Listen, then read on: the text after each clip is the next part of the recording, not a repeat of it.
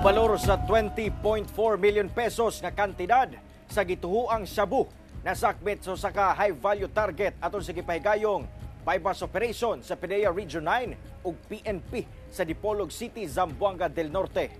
Nakaalerto si Efren Mamak.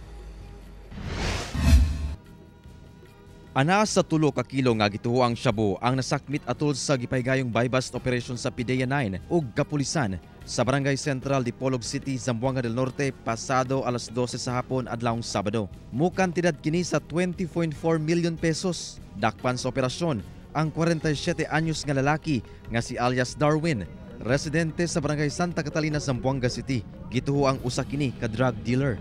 Ito pong ating nahuli po ay initially yung nakala po nating investigation ay nag-ooperate po siya hindi lang po dito sa Zamboanga del Norte.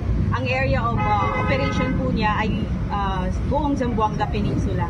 Midepensa sab ang otoridad nganong nalutsan ang binulto nga iligal nga droga taliwala sa hugot nga seguridad nga gipatuman ilabi na sa mga COMELEC checkpoint isip kabahin sa election gun ban. Hindi naman po kakayanin ng mga law enforcement agencies na mabantayan po lahat kaya nararapat po talaga na at importante yung pagbibigay ng agarang impormasyon po sa amin para ma-actionan po namin yung mga nire-report po ninyo. Kauban si Gary Balantay ug Bong Vicencio, Efren Mamak.